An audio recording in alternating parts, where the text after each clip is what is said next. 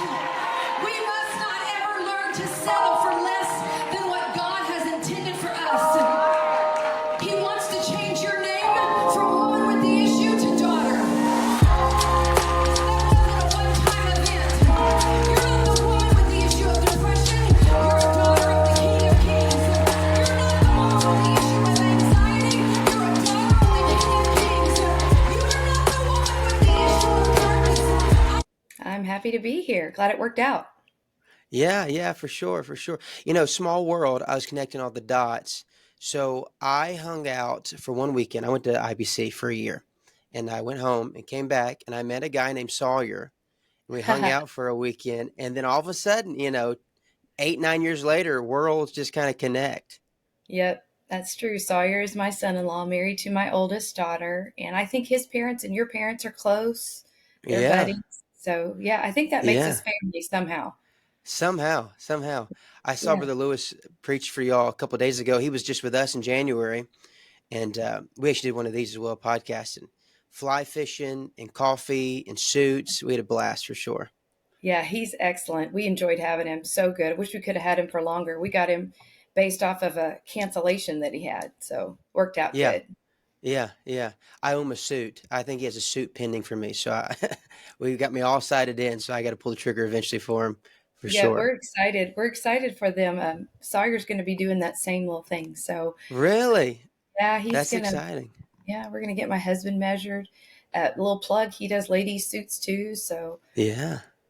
I'm That's, putting plug in for myself too. hey, there you go. There you go for sure. Link in the bio, as they say. Yeah, we'll work it That's out. right. Definitely. That's right. Definitely.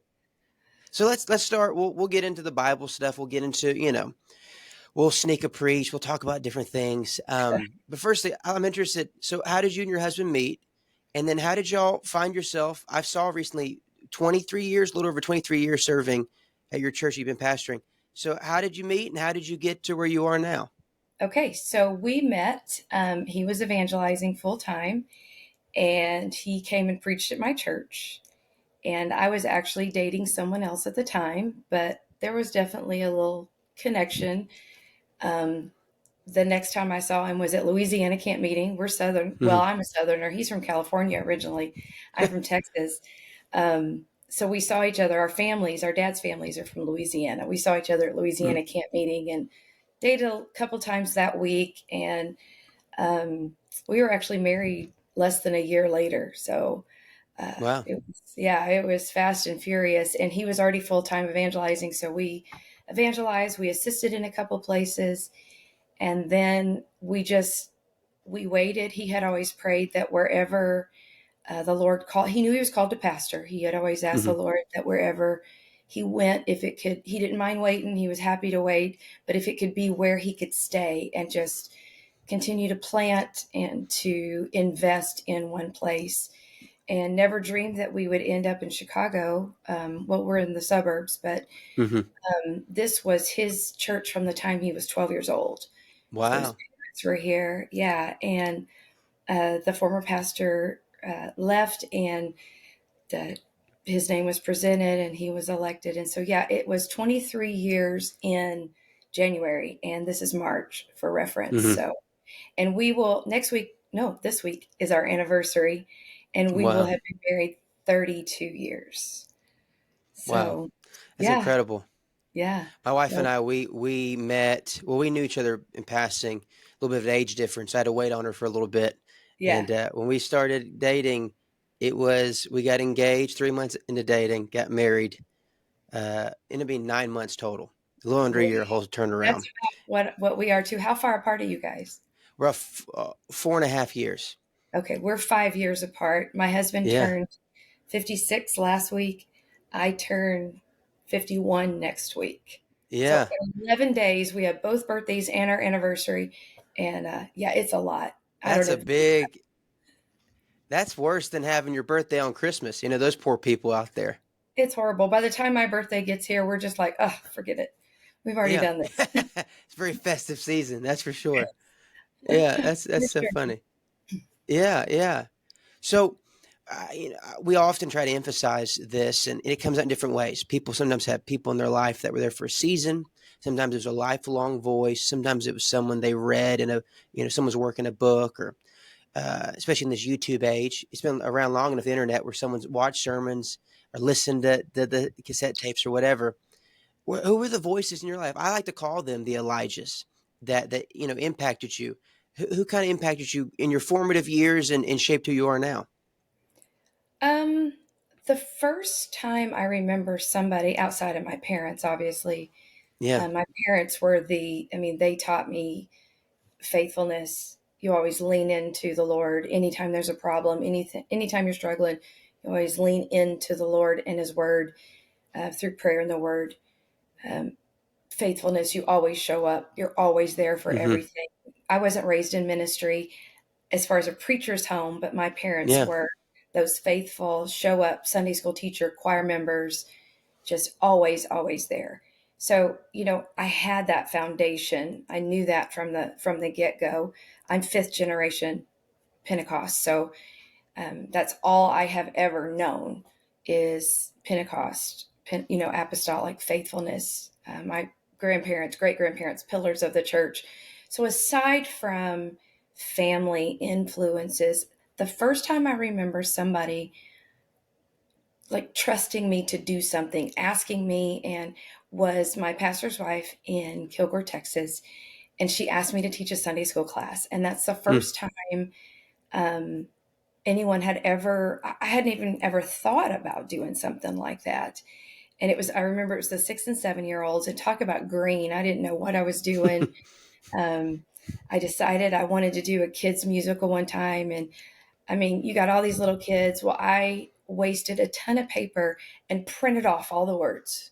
Well, these kids can't even read hardly. So I'm Yeah. words. And she never said a word. She didn't say that was dumb. So Yeah. in hindsight, she had to be, scratching her head. So that was the first voice that I remember saying, hey, why don't you do something like this? Well, now my passion is teaching. I absolutely love to teach. That's my sweet spot, I guess, or my comfort Hmm. zone. Maybe that's it's not Yeah. always sweet, but it's definitely more comfortable for me. I love that. I love teaching the adult class. To be honest, almost all of my learning has been hitting against walls, doing it the hard way, Hmm. prayer, seeking it out for myself, making a lot of mistakes. It's been me and the Lord. My husband is just incredibly wise, and he has been a true voice in my life. He's the reason I even um, speak at all. I Hmm. didn't pursue this. I didn't look to do this.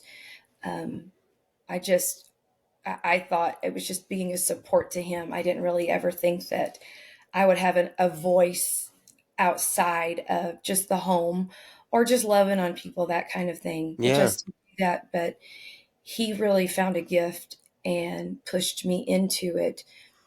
I have sought people out before and said, hey, what did this look like for you? But what I've found too is, for instance, Sister Vesta Mangan, she's iconic, Hmm. and you think, okay, that's what that's supposed to look like. And then you realize real fast, forget that. You cannot be Vesta Mangan. Yeah. I don't know that I tried, but you think that that's the, the Yeah. iconic goal. So I never really had anybody that took me under their wing and just said, this let me mentor you, let me pour into you. And as a young pastor's wife, when we started getting a youth group, we started growing, I didn't really know what that looked like for me as their leader, Hmm. especially the girls, you know what I'm saying? And so I just asked the Lord, and it seems like a very logical answer, but I didn't know the answer and I didn't know who to ask. So I just said, Lord, what do you want me to do? What do you want me to be for them? And he dropped right into my spirit and said, be for them what you wish you had had. Mm. And so I started figuring out what that looked like to me. And did I do it perfect? No, they would probably be very quick to tell you. But there's several of them in ministry now. And, I'm very pleased with their walk and would like to think that there's some of my fingerprints on them. So Yeah. um, I don't really have an exact thing. It's been a lot of just God showed me leaning into the word and trusting him to open the doors, to lead and to guide and Yeah. um, convict and direct and those kinds of things. So, and I have a very close knit circle of Hmm. friends, very close, and they're people that I admire and respect, and they are genuine iron sharpened iron relationship. They will speak straight to me, say it plain, those kinds of things, and yet they inspire me, also challenge me, those kinds of things. So Yeah. that's kind of what that's looked like for me. Yeah. I hate to re-say this. I said this in a recent episode, and somebody made a wise crack about, when you do one of these every week, eventually you're going to have to recycle. Something's going to come back out of it. You can't help it. I mean, how dare I use the Bible more than once, a certain I know, passage. right? Or sing the same song. That's right, critics. But I remember praying about, we just rounded 9 years of youth in hyphen. And I remember praying about it for myself. And I remember telling my hyphen group that, we're praying for those Moseses in our lives that lead us to whatever your promised land may be. That mentorship relationship, or even sometimes friends, this ideal person that's going to make you have confidence, feel safe, or, even relationships, this ideal person in a romantic relationship. I remember the Lord telling me in a season of just kind of isolation, like, why don't you try to be the Moses that you're praying for? As you just said, why don't you start becoming the person that you're praying for? And eventually you'll find people that will begin to fill those roles for you, but you can start becoming that for someone else. And I was thinking, like, who's the Moses of Moses? He had to find that in the Lord. He had to go lead people into a land he'd never seen, only in faith and in God's presence. So the bravery it took for him to do that, and I think it helps you, it helps grow you, obviously, and it's a rewarding thing. Exactly. You go, you said something, iron sharpeneth iron, and I think we always think about that, and people are really, like you're saying, you have these deep relationships. They can be honest with you. It's Hmm. a very tight circle of relationships, and I've noticed kind of like in bro preacher talk, iron sharpeneth iron, it really means just encourage me and encourage me and encourage me, or hype me up. That's what they're referring it as. But that's not what helps you. It's got to be this very vulnerable place where I can share with you all of it, where it can be purified together, right? Right. Well, and I mean, if you actually define iron sharpening iron, there's something that's not sharp. If it has to Yeah. be sharpened, there's rough edges. And Yeah. so I've actually talked about this before myself. Somebody listening may have heard me say this, that when I was younger, I imagined it almost as an animated with sound effects of these two gleaming swords, with the sparkle and the twinkle. And in Yeah. reality, it's not this sleek situation.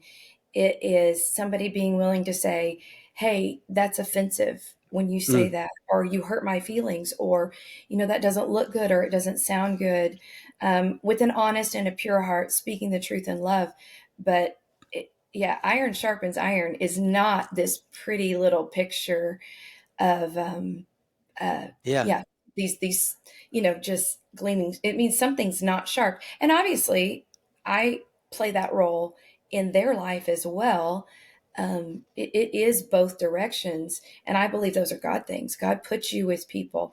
You said Yeah. that about Moses, though, and I'd never really thought about it like that. I mean, I suppose, and I've thought this in other areas of my life, but I think the Lord, I don't want to say trust me like he doesn't trust anybody else, but he knew that I didn't really have anybody else.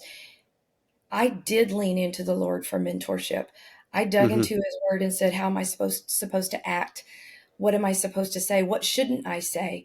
What Yeah. does being like you, bearing the fruit of your spirit look like? And I really did, instead of looking to a person, I most definitely, obviously, I listen to preaching and teaching and all of those things, but I have let him form me, from the inside out and with the word, convicting of the word. The word is such a live um, um, thing in our lives. It speaks Yeah. right to us, and you'll feel that conviction in that check, and then through prayer, those kinds of things. So that's interesting that you said that about Moses. I'm going to be using that. You're going to hear that There you around. go. Yeah. I There you go. thank you for your time. Yeah. Yeah. Gotta be of service today for sure. Right. Yeah, I think it's, I'm fascinated by the relationship of Paul and Barnabas. this kind of, because Paul becomes Paul, he becomes this, we make him greater than Barnabas. He, goes on, does great things, the apostle of Gentiles. But people forget the beginning of the story. Barnabas goes and pulls him from Tarsus, and he stands in the gap when they don't even want to see him. They're scared of him, and all these things go on. They have a fight. They fight over a Yeah. guy, and the guy ends up, beating one of the authors, ends up writing a book of the Bible. So it worked out. They Yeah. reconciled and everything. But I think it's so interesting because, that relationship severed for a moment and they shift. And I think that's the key that I haven't really thought about a lot on this podcast, is that at first Barnabas is, leading, and Paul just was killing people 5 minutes ago, and this is Yeah. new to him. And they shift. And I'm sure that was they're men, they're human, this is trying. I think God allows those relationships to grow, because I've had people stand this time on this kind of conversation before. There were people that were mentoring me in seasons, and now we went to becoming peers. And in other areas, I've had to be accountable for them.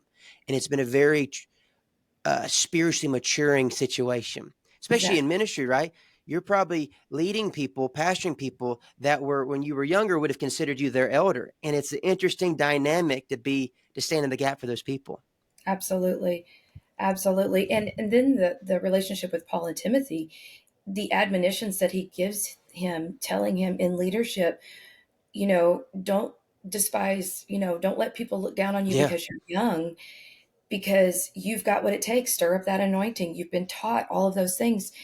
And you earn that respect by being spiritual, by Mm-hmm. trying, by loving people. Sometimes being like Jesus just means that you handled doing something wrong, which he never did anything wrong. But I mean, the Christ-like thing to do is to go and Yeah. apologize for doing something wrong, or Right. and you earn that respect from people who are your elders or are beyond you, just because you learn to handle yourself right when you're in the right or you're in the wrong, or whatever that looks like. But Yeah. it doesn't matter the age. Serving the Lord and doing things in a right way, you can understand why Paul, I can't at this age, I can understand why Paul told Timothy, it's like, it's okay that you're young. Don't let Mm-hmm. people, say things about you like that. Because as long as you are, following after the Lord, bearing the fruit of the Spirit, stirring up the gift that's in you, those kinds of things, Yeah. you are called to be a leader in this area. So Yeah. You makes said sense. something, and I know we're kind of, you know, uh, exploring this idea. You said something that I think people undervalue. And I know people may be listening, go, okay, okay, of course. Go in your prayer closet, read the word, and the Lord will lead you and guide you and shape you. And I think people just so quickly hear that, and they really don't know the reality of that. Like that, you really can. You really can go to prayer. You can get in His Word, and you really can be formed. Every scripture, every story becomes a framework where you can compare yourself and be shaped by it. I think people just, one is kind of like, how, you're telling me that if I pray whatever you can pray each day, and I read one or two chapters to whatever I can, you're telling me that it's going to answer my questions of identity and ability and relationship, and it is. And I Mhm. think all those times that, like, I wonder if Peter, okay, it all worked out in the end, okay, but I wonder if Peter would have stopped telling the Lord what he believed. I won't Yeah. deny you. I have faith. What if you'd have just shut up, Peter, and wrestled in that prayer closet, worked it out? You could have grown and changed Yeah. there. You could have worked it out in your prayer. I think we deal with too many things in real life because we don't allow them to form us in that prayer time. Hmm. As you were saying, and I'm sure there are moments in which something came out of you as you're speaking to these young women you say you were leading, that you're like, when was that put there? What? Hmm. There's some sage wisdom that I don't even know where'd that come from. That's what 100%. wisdom in scripture kind of means. It when you see the Lord, it's the ability to have the knowledge without having to bear every broken bone to get it. Yeah. Well, not only can you, it's my conviction, belief that you should. You Yeah. should lean on him before you lean on other people. Hmm. But what I find is that people don't want to do the hard things. Yeah. We live in a microwave society. I want to throw a frozen meal or something in the microwave and bring it out and it be a gourmet steak dinner. And Hmm. that is not the way anything works. You should lean to the voice of the Lord before you lean to the voice of man. You should lean to the voice, not that there aren't people who speak into your life, absolutely, and there's spiritual authorities and there are pastors, that are put there, for your good and for your benefit, and that voice should be prominent in your life. but you need to have a relationship with God. And I don't believe you just read for quantity when it comes to Mm-hmm. scripture. I think you read for quality. I used to be one who was like, read the Bible through every year, read it through, read it through. Mm-hmm. Now, sometimes I get three scriptures in and then I'm flipping something up and I'm digging through it and I'm reading the other translations and I want to know.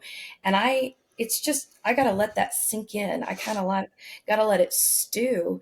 And so I don't always get through the Bible in a year anymore because Mm-hmm. I'm reading and I'm really gleaning the realities of it.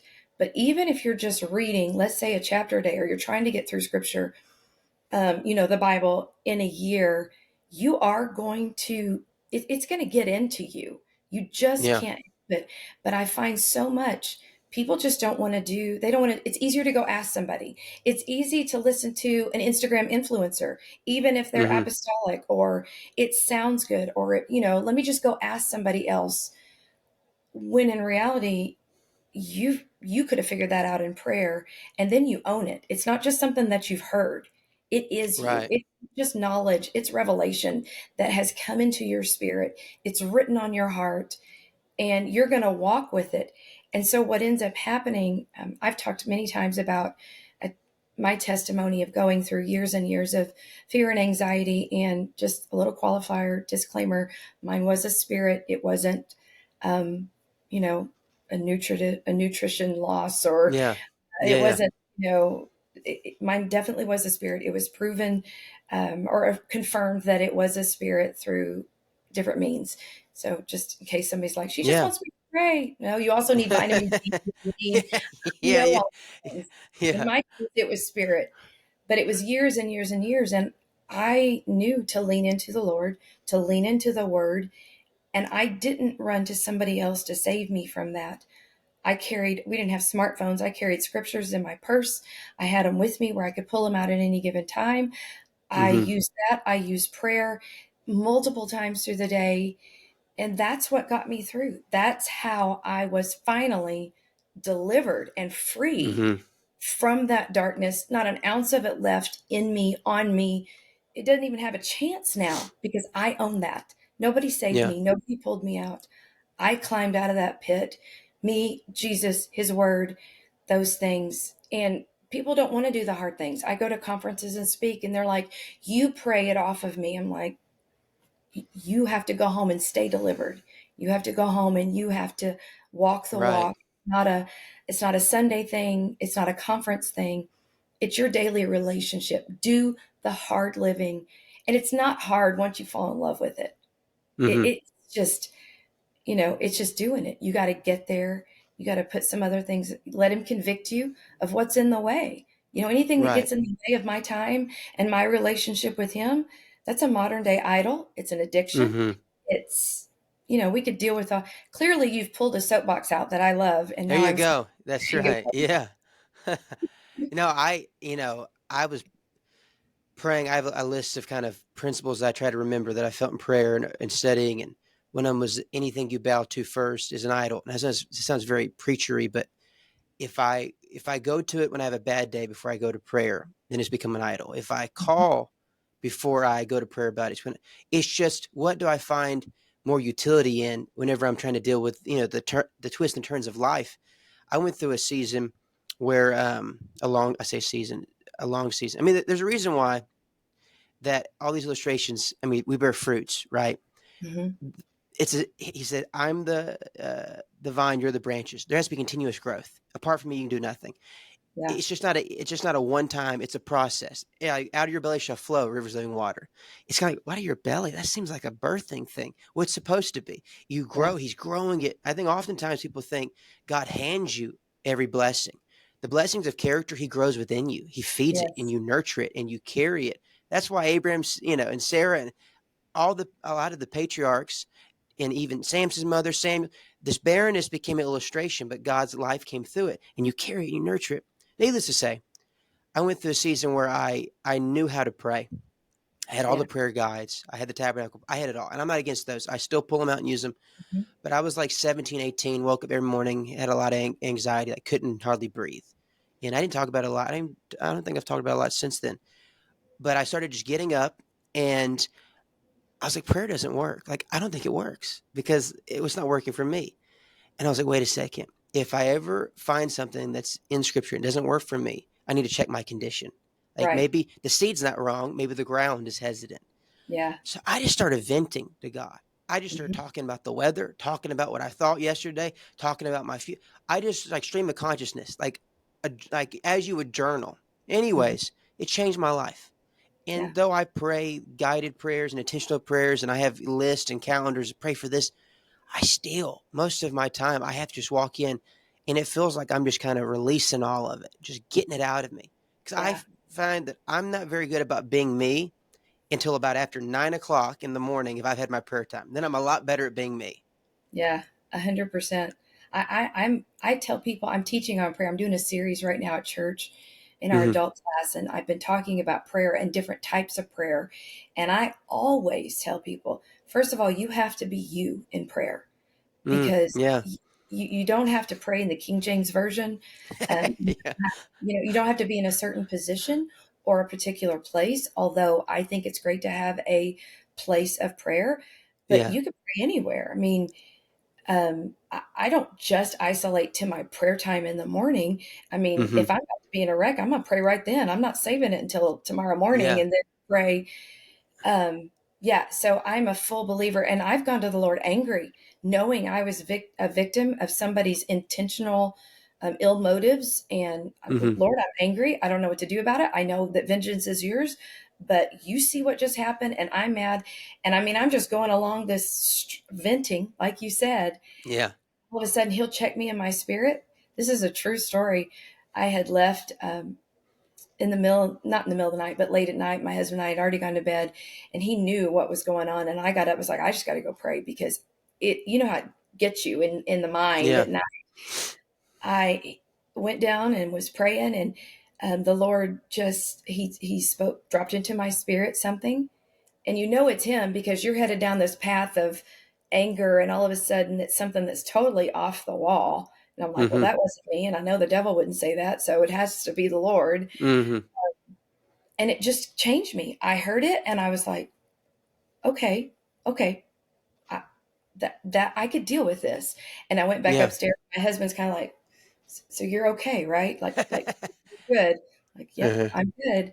But I believe in that. Be yourself in prayer. He knows you. He already knows if you're upset or you're bitter or you're mad or you're tired or struggling or whatever that looks like. Talking about bearing fruit too.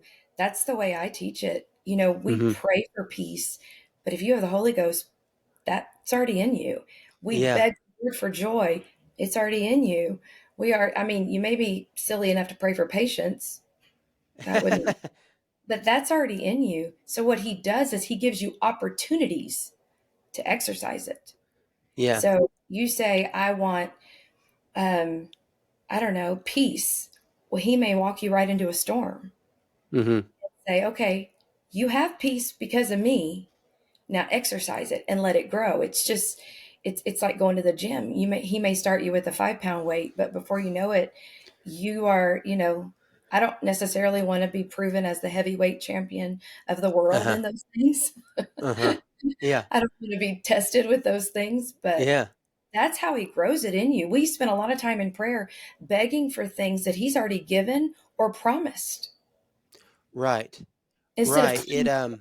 I mean, we can claim those things. We Yeah. have Yeah. those things. So, Yeah. I think we have this idea, and we don't mean to mean it this way, but almost as if you're upgrading in the Holy Ghost. But really, what happens is you're decreasing so that what He's put in you has more dominion. It can flow. You can yeah. constrain His dominion, His insight, His wisdom, His nature. It's really it's there. You just got to let the roots sprout in every area of your life. Like I Mhm. remember wondering, like, God, why I'm doing this? I'm submitted here. I'm praying about this. Why is this dying over here in this field? And the Lord was like, you've never walked in that field with me about prayer. You've never prayed about your relationship. You've just prayed about church, or you only pray about this, but you never prayed about that, like your work situation. He's like, you're praying and you're not walking in those fields with me. And I began to realize, like, I try to make prayer so mechanical, a formula, input, output. Hopefully, He'll cover all of it, like an insurance quote. Like I just want Right. to cover it. He's like, you got to walk with me. Let me create in this. Let me get, let me spit in the mud and grab the dirt and you obey me and you'll see better. All of that's going on.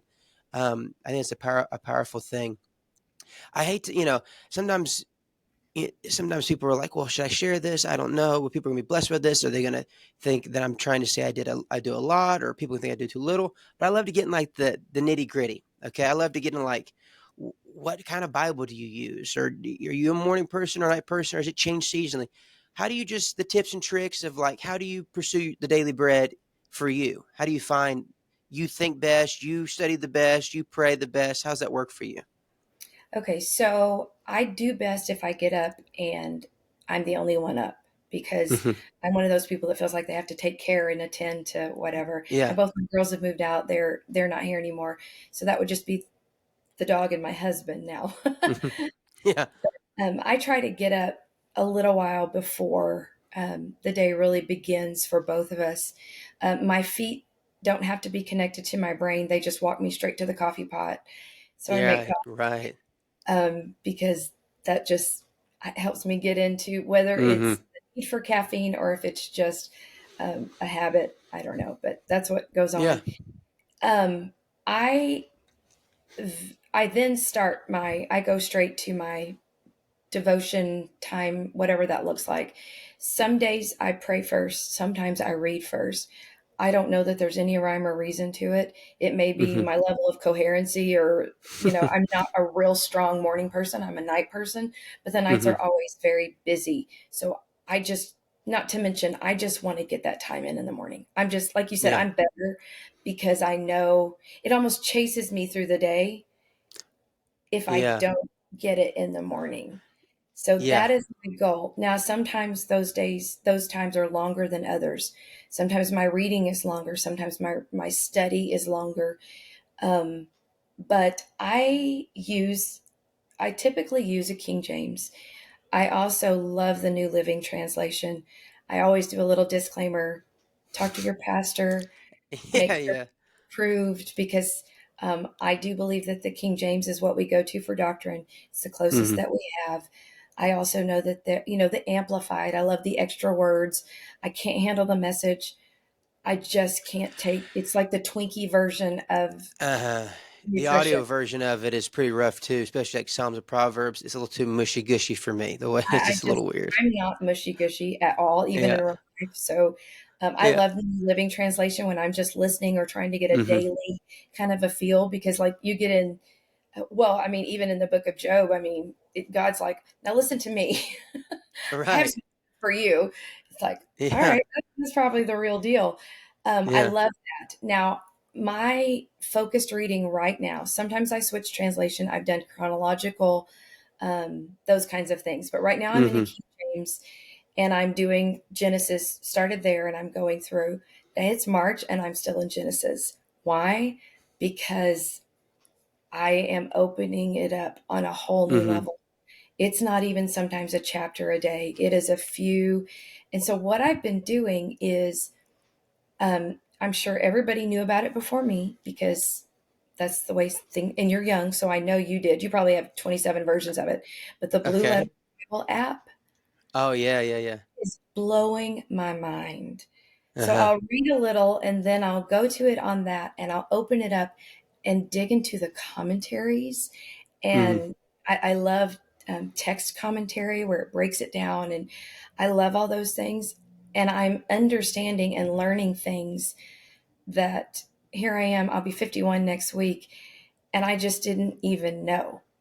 Hmm. I mean, I knew the basis and probably even beneath that, but it's opening it up on a whole new level. So I'm really, really enjoying doing that. And I feel like I walk away with more. Sometimes there may be an extra book in there, a devotional, something like that. But that's kind of where I am. I listen to podcasts. I love to feed, you know, I do Yeah. a podcast. It's not real Yeah. special, but we do one. Uh, my We current made the favorite, same. I was joking with you about. We made the same list. Sister yes, Burton's ministry put it. I was like, well, there you go. I know, I know. One of them that didn't make the list that I do listen to, and Hmm. uh, is it okay if I mention a different Go ahead. podcast? Yeah. Yeah. Yeah. It would be AJ Holloway's. Yeah. Okay. Have you listened to that one? No. No. Okay, well, um, it's I don't speak Hebrew, but it's Mikra or something like that. It's Okay. Miqra, and I almost have to take it in little nuggets. I can't listen to the whole thing in one time because it's blowing my Yeah. mind. Yeah. So I actually feel like that's part of my almost kind of like study right now because I am Hmm. learning things. It's opening my understanding on levels that I don't know that I would have gotten other places. So Yeah. that's what it looks like for me. I mean, I believe that you walk with the Lord. I believe that you don't leave him in, you don't separate your life into sacred and secular places. Yeah. Yeah. You just, you have to have a relationship with him. And I believe he talks anywhere. I've been spoken to while I was fixing my hair, while I was driving, and while I'm out on a walk. I know he's prompted me for different things. And so I'm Hmm. a believer, but I also believe in having that focused time. And for me, it's just best done in the morning. So Yeah. I hope, did that answer what you were No, asking? that's perfect. That's perfect. Yeah. I kind of think about it like a time in which you're describing that morning time. I remember I kind of break my brain is that's my sacrificial time. Like Mhm. I got to get it done. I don't feel right. If I miss a day, obviously I'm not going to go to hell, but this is an altar I feel when it's built and it's on fire, I just feel whole. And then I was like, well, I stopped there for the longest time, right? I just got in and got out and I was very consistent. But I felt very relationally like there was no soft tissue with me and the Lord. It Mhm. was just bones.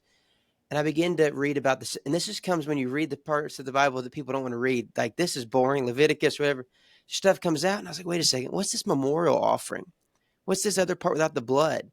And they'd bring it, and it was really to memorialize, look what the Lord's done. It's an abundance offering. Yeah. He just says you can bring it. It's not as measured, it's not as managed. And you're not coming because you sinned. You're coming just to give it to him. And it hit me. I was like, oh my goodness. I have my sacrificial time of prayer, but I don't Mhm. have that abundant memorial time where I'm like, hey, I'm in the middle of traffic. I don't have to pray.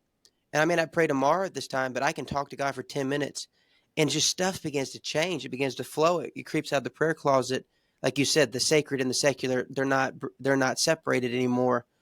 And it informs that morning time. I feel it makes it easier. You Yeah. flow into it and so It's on. relationship at that point. I mean, my husband and I don't only talk, and I know you and your wife, you don't only talk in the morning and then the rest of the day you Yeah. ignore each other.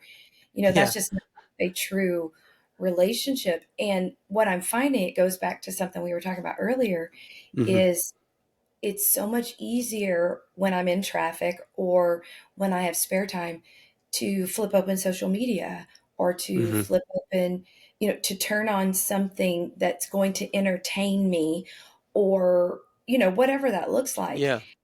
And I'm not saying that that's wrong by any stretch of the imagination. I told you my podcast that I do is fun. It is not, if Hmm. you're looking for spiritual, like seeds and we're not the podcast for you. But mainly because I was looking for something that filled Hmm. that in my own life, and I was like, I can't find it, so I'll just create it. Yeah. Um, but none of that is wrong. But if we never have those quiet times, if there's always noise, if there's always other voices, then the voice of God is hard to isolate. It's Hmm. hard to hear because it's hard to sense those prompts when you're constantly jazzed and um, just, Right.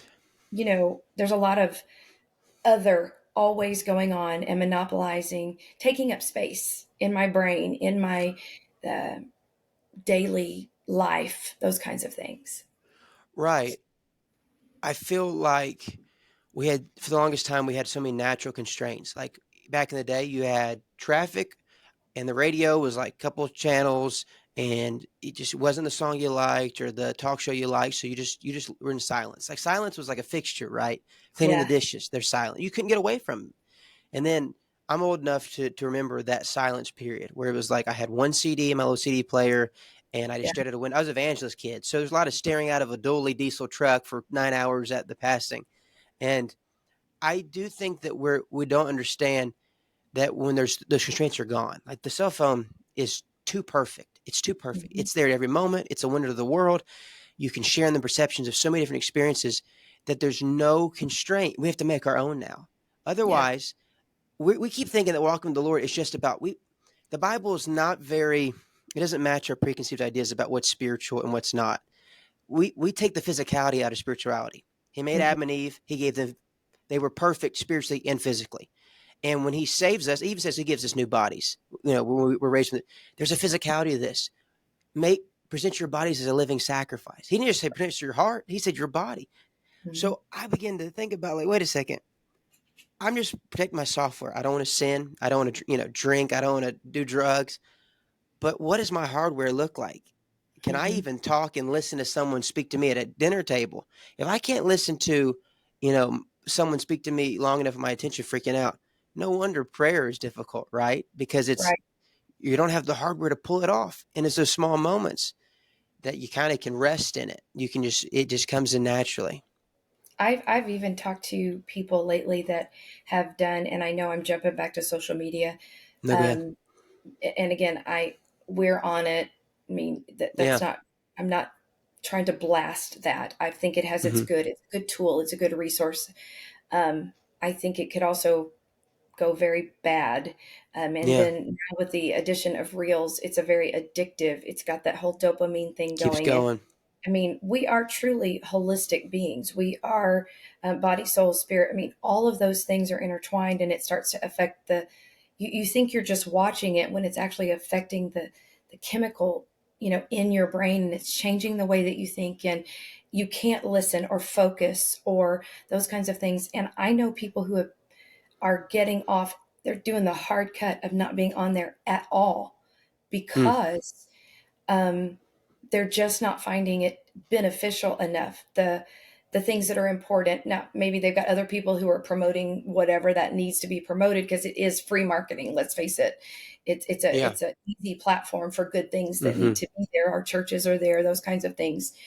Um, but they're making the hard cut of just no more because it becomes a time waster. But anything, I mean, anything that we go back to or that we fill that void with, it does seem to be now our smartphones. Hmm. Here's the thing, you can cut social media and still be absorbed into something. You can shop from your phone.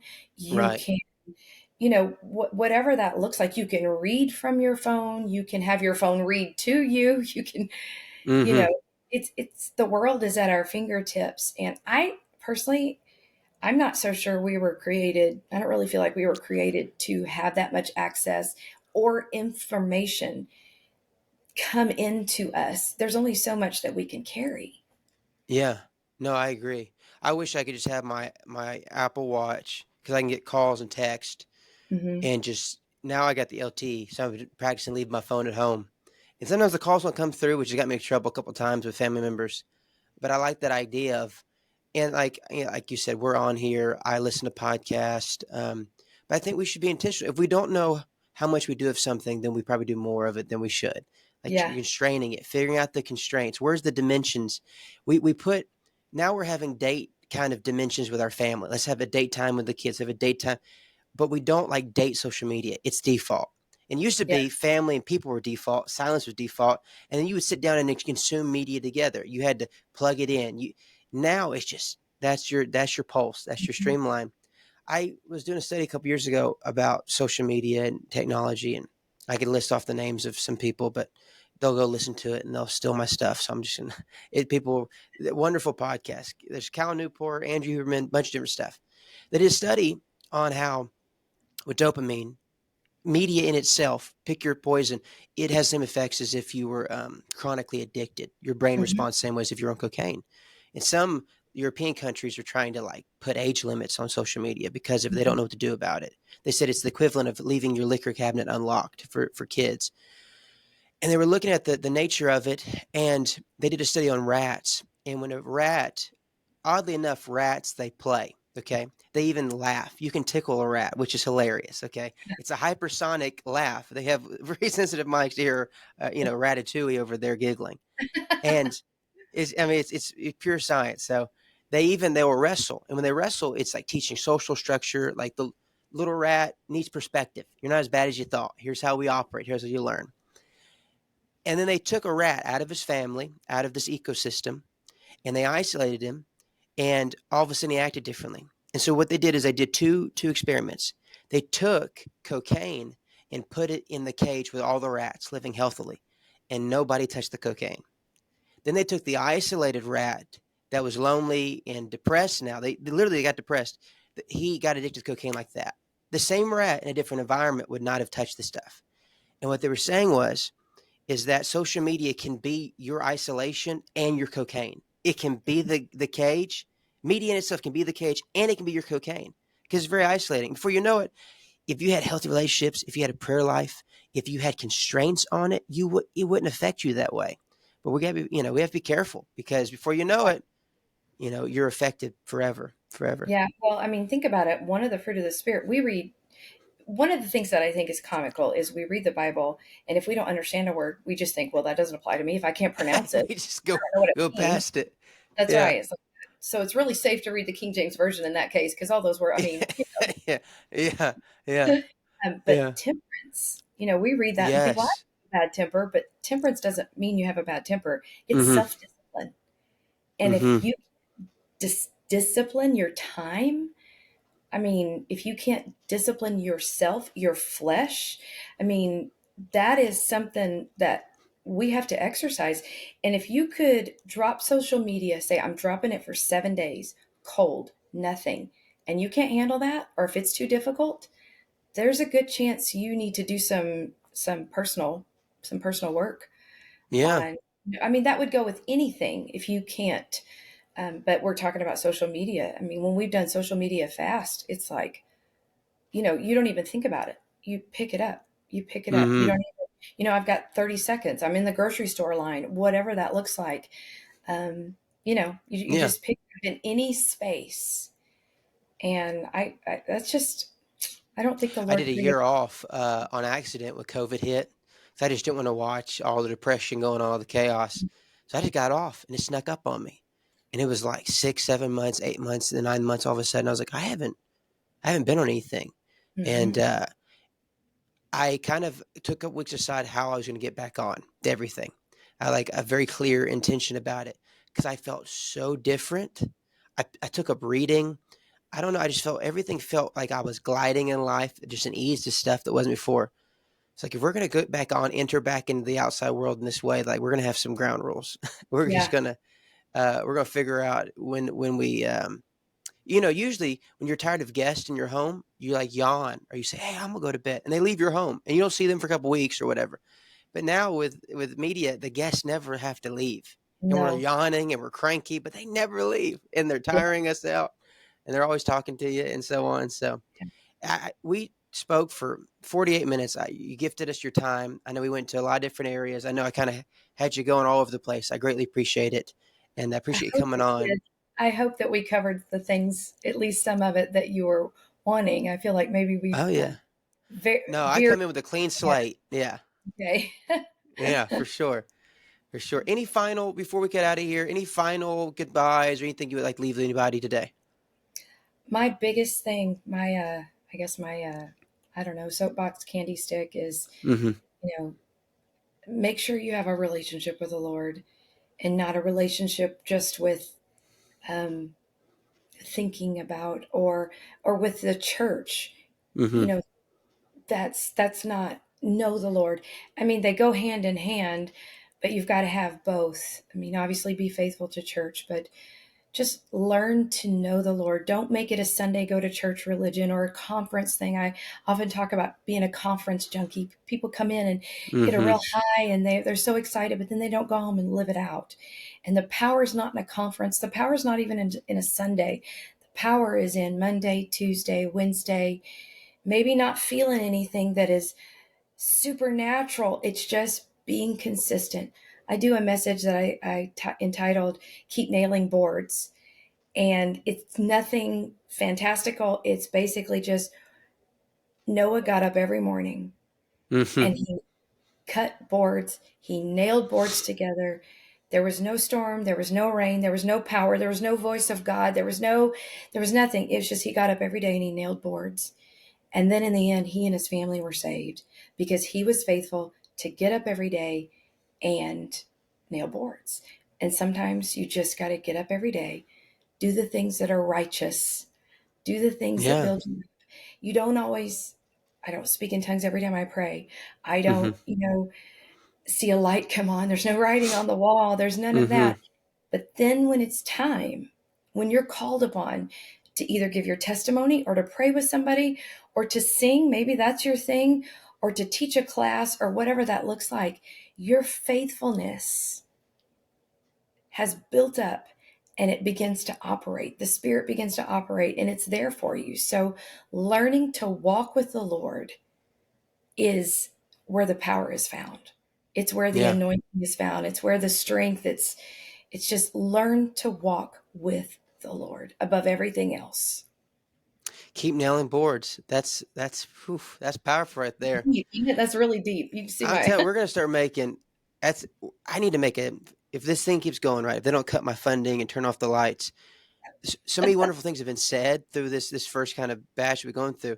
I think I want to make a T-shirt line. I see it now with like the key phrase and just I'm telling you what, people will be blessed. Look in the mirror, remember, you know what? I'm gonna do it. I think that's incredible, wonderful, wonderful stuff.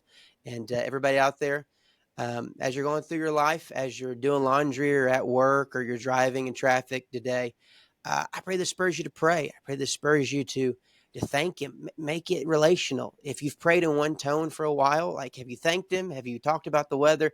Just yes. how would it look if it was easy? How would it look if you actually were happy with the Lord? Uh, I actually thought about this. And I know I was about to end it. That was my landing, monologue. But I walked into church the other day and I was like, maybe the Lord spoke to me about it because it was so clear. He was like, the last time you only speak in tongues and you only pray when you're like really mean looking. Like you're never happy. You ever like cry from joy? No, no, you're always dying. And I get, contrition and everything, but I feel like sometimes I gotta balance it out. I'm not in an abusive relationship by any means with the Lord. But anyways, that's my 2 cents, everybody. God bless you. We'll see you later. Thank you for joining us today for the Mantle Podcast, presented by Mantle Ministries and the Kentucky District UPCI.